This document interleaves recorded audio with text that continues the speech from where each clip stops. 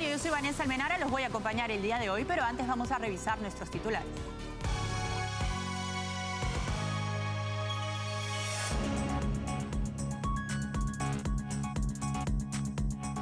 En Venezuela, la plataforma unitaria de la oposición ha denunciado un creciente incumplimiento de los acuerdos firmados en Barbados por parte del régimen de Nicolás Maduro.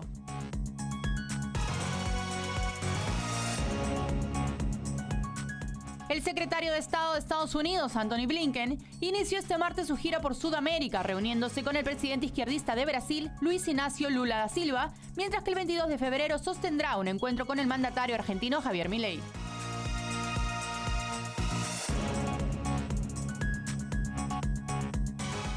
El ministro de Economía de Argentina, Luis Caputo, proyecta una inflación para febrero cercana al 10%, marcando una desaceleración frente al 20.6% registrado en enero.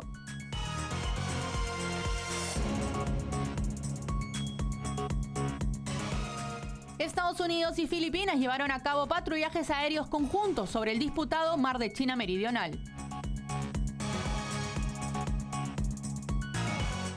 Con el desarrollo de las noticias, pues en Venezuela, la plataforma unitaria de la oposición alzó su voz contra el incumplimiento flagrante de los acuerdos firmados en Barbados por parte del régimen de Nicolás Maduro.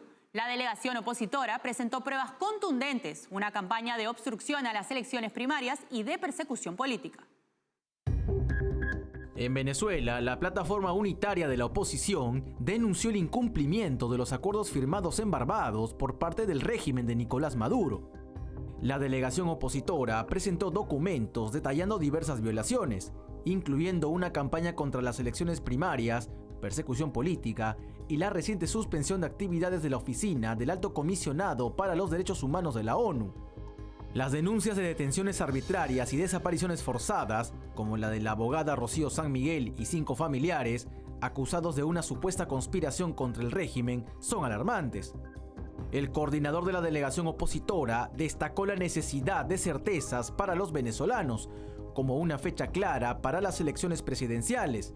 Sin embargo, pese a los compromisos acordados en Barbados para celebrar elecciones en el segundo semestre del 2024 y respetar el derecho de cada actor político a seleccionar a su candidato, el régimen de Maduro ha incumplido con el pacto establecido.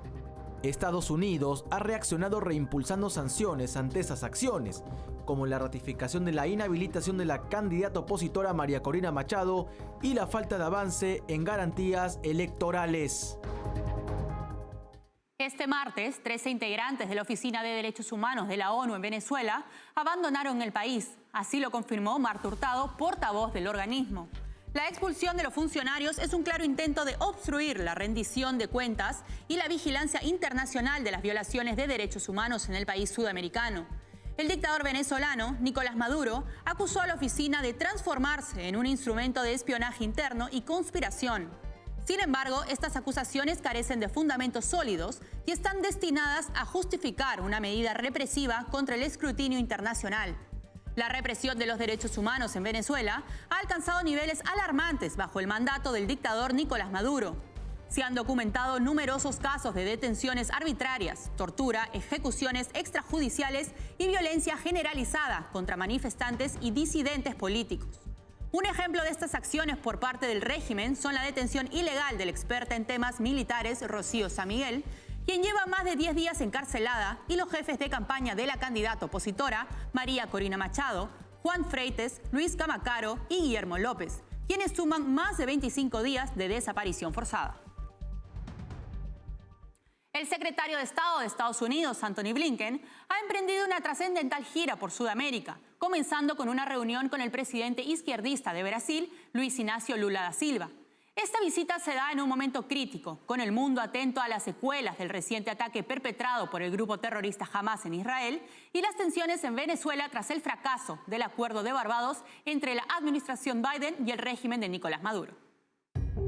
El secretario de Estado de Estados Unidos, Antony Blinken, inició este martes una gira por Sudamérica, reuniéndose con el presidente izquierdista de Brasil, Luis Ignacio Lula da Silva, mientras que el 22 de febrero sostendrá un encuentro con el mandatario de Argentina, Javier Milei. Este viaje se lleva a cabo en un momento crítico a nivel internacional, marcado por las consecuencias del ataque del grupo terrorista Hamás a Israel, el fracaso del acuerdo de Barbados entre la administración de Joe Biden y la dictadura de Nicolás Maduro y las dificultades que enfrenta Ucrania en la ofensiva de Rusia. El primer encuentro del funcionario estadounidense se llevó a cabo en Brasilia con el presidente izquierdista Lula da Silva, un líder que ha tenido posturas más cercanas a Rusia y China. Esta reunión se dio en medio de una crisis diplomática entre Israel y Brasil, luego de que el gobierno de Benjamín Netanyahu declarara a Lula persona non grata por comparar la ofensiva israelí en Gaza con el Holocausto. La reunión entre Lula y Blinken también abordó la situación en Venezuela, especialmente después de la inhabilitación de la candidata presidencial opositora María Corina Machado y la expulsión de la Oficina de la ONU para los Derechos Humanos de Caracas. Tras este encuentro, Blinken viajará a Buenos Aires para reunirse con el presidente argentino Javier Milei, en un gesto que refleja el respaldo de Estados Unidos al gobierno del economista libertario. El ministro de Economía de Argentina, Luis Caputo, proyecta una inflación para febrero cercana al 10%, marcando una desaceleración frente al 20.6% registrado en enero por el Instituto Nacional de Estadísticas y Censos del país sudamericano. Asimismo, el ministro defendió el fuerte ajuste fiscal del mes anterior, afirmando que es sin precedentes a nivel mundial. Caputo también anticipó una actualización del salario mínimo en las próximas horas, con impacto en los programas sociales tras la falta de acuerdo entre gremios y empresas. En cuanto al crecimiento económico, expresó optimismo, señalando que ahora prevén un inicio de crecimiento para el último trimestre de 2024, antes de lo inicialmente pronosticado. Caputo elogió el esfuerzo de la población y manifestó su vocación de servicio, aseguró que el sacrificio valdrá la pena y prometió un cambio positivo para Argentina. Su mensaje final fue de agradecimiento y esperanza en un futuro mejor para el país. En el momento de irnos a una breve pausa, volvemos enseguida con más información. Café Sombra de Pino. Un café diferente que crece a la sombra de pinos en Villarrica. Ya lo saben, Café Sombra de Pino. Un café premium al alcance de todos.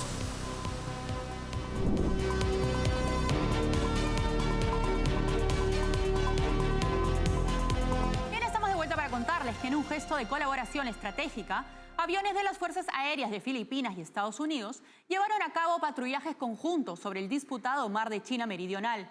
Estas acciones buscan mantener la estabilidad y seguridad en la región, especialmente ante las polémicas maniobras navales organizadas por China en el Mar de China Meridional y las disputas territoriales en la zona. En un gesto de colaboración estratégica, aviones de las Fuerzas Aéreas de Filipinas y Estados Unidos llevaron a cabo patrullajes conjuntos sobre el disputado Mar de China Meridional.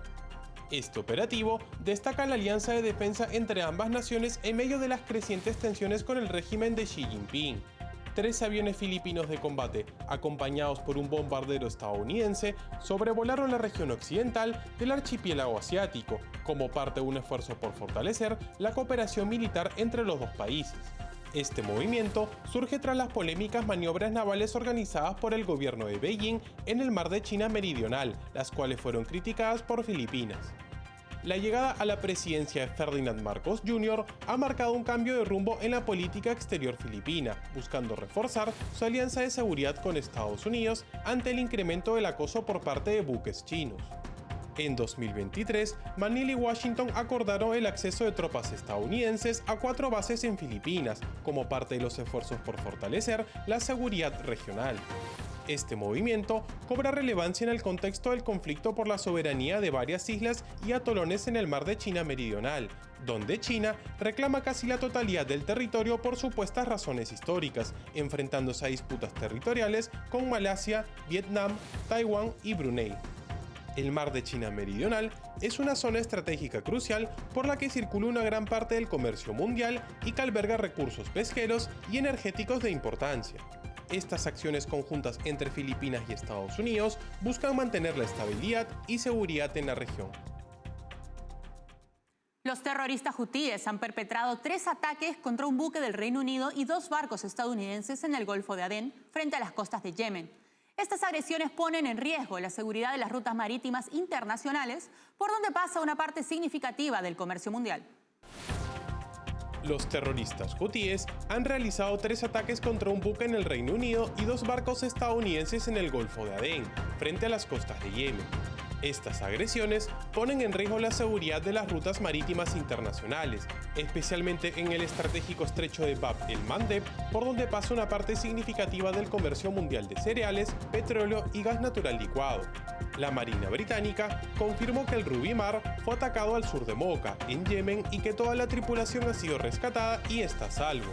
Este incidente se suma a una serie de ataques previos contra buques vinculados a Reino Unido y Estados Unidos, lo que ha generado una escalada de tensiones en la región. Estos ataques representan un preocupante patrón de agresión por parte de los terroristas hutíes, quienes han prometido continuar con sus operaciones contra objetivos considerados hostiles. Los hutíes han justificado sus acciones alegando apoyo al pueblo palestino y acusando a los buques de tener vínculos con Israel.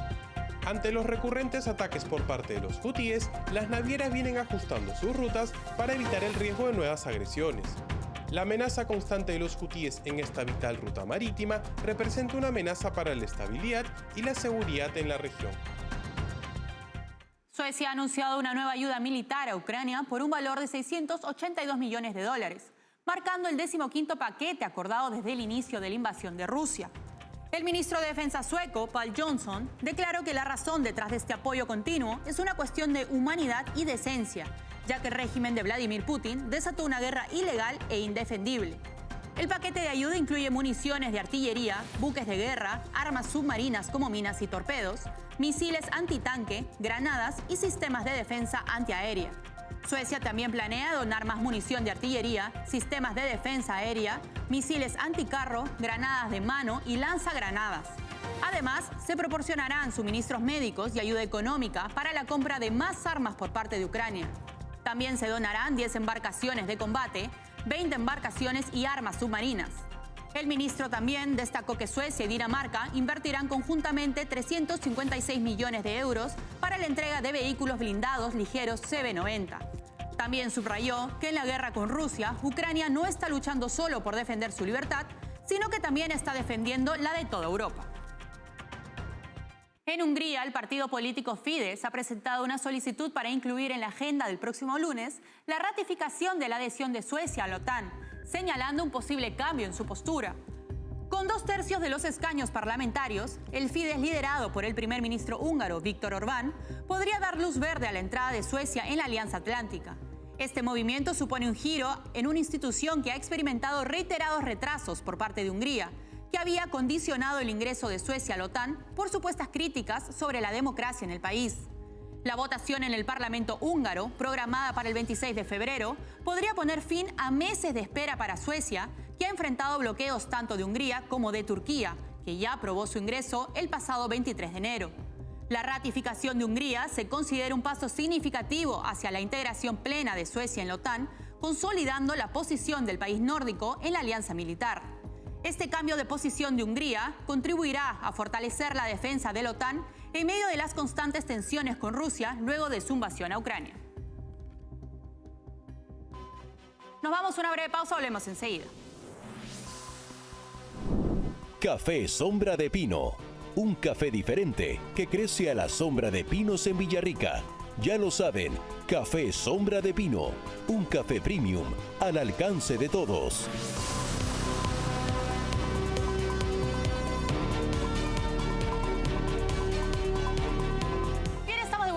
Pase Bloque Deportivo con Estefanía Álvarez, quien nos va a contar las novedades del día de hoy. Gracias, Vanessa. Nosotros comenzamos nuestra información deportiva hablándoles de tenis, pues el tenista peruano Juan Pablo Varillas, número 108 del ATP, tuvo un complicado arranque de temporada al ser eliminado en la primera ronda del ATP 500 de Río de Janeiro ante el español Albert Ramos. Juan Pablo Varillas perdió ante el español Albert Ramos en 3 sets por 6-3, 3-6 y 5-7. A pesar de que el tenista peruano ganó el primer set, no logró mantener su rendimiento y perdió los 2 sets siguientes ante Ramos, ubicado en el puesto 96 del ranking ATP. Esta es la 7ª derrota consecutiva en la temporada 2024 para la raqueta número 1 del Perú. A pesar de un buen inicio, Varillas no pudo mantener su ventaja y permitió que Ramos igualara el marcador al llevarse el segundo set. Aunque el peruano tuvo una ventaja de 4-1 en el tercer set, el español logró una remontada para ganar por 7-5 y sellar la victoria. Con esta derrota, Varillas continúa sin sumar victorias en el 2024 y se enfrenta al riesgo de descender en el ranking ATP. Su próximo torneo será el ATP de Santiago, donde buscará mejorar su rendimiento. Pasamos al ciclismo, pues el colombiano Jonathan Restrepo se llevó la victoria en la tercera etapa del Tour de Ruanda 2024. Una competición que abarcó 140.3 kilómetros, desde Uye hasta Ruzizi, con 3 puertos de montaña de tercera categoría y 3 de segunda categoría. En una jornada exigente, la etapa se definió con un grupo reducido de menos de 20 ciclistas. Jonathan Restrepo, del equipo Polticometa, se destacó en el sprint y cruzó la línea de meta en el primer lugar.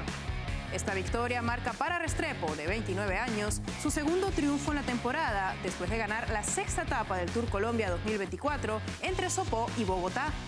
La competición del Tour de Ruanda continuará con la próxima etapa de 93 kilómetros entre Karongi y Rubavu, que incluirá ascensos de tercera, segunda y primera categoría. La selección argentina de básquetbol se está preparando para los partidos clasificatorios del AmeriCup 2025, que se jugará del 23 al 31 de agosto en Managua, Nicaragua. La selección sudamericana se medirá con Chile en 2 fechas. La primera este jueves 22 de febrero como local en Mar del Plata y la segunda será el domingo 25 como visitantes en Valdivia, Chile. Al respecto, el basquetbolista Nicolás Brusino brindó las siguientes declaraciones.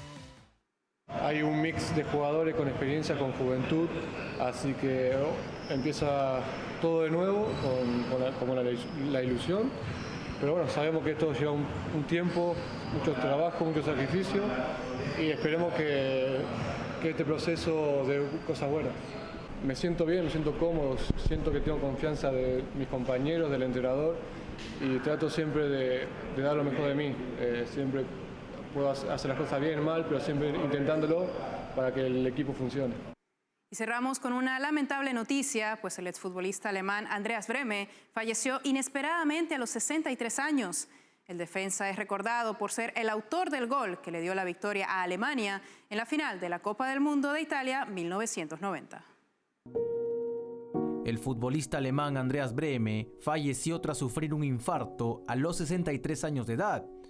El defensa hizo historia tras haber anotado el penal en la final contra Argentina y que dio el título a la selección de Alemania. La familia de Brehme confirmó la noticia en un sentido comunicado, solicitando respeto a su privacidad durante este difícil momento. Brehme tuvo una exitosa carrera en clubes, siendo campeón de la Bundesliga alemana con el Bayern Múnich en 1987 y con el Kaiserslautern en 1998. Además, ganó la Copa de Alemania con el Kaiserslautern en 1996 y la Copa de la UEFA con el Inter de Milán en 1991. Su legado incluye haber disputado 86 partidos con la selección de Alemania, anotando 8 goles y contribuyendo en la obtención de la Copa del Mundo de 1990. Con eso llegamos al final de nuestra información deportiva en Informe Diario. Café Sombra de Pino. Un café diferente que crece a la sombra de pinos en Villarrica. Ya lo saben, Café Sombra de Pino. Un café premium al alcance de todos.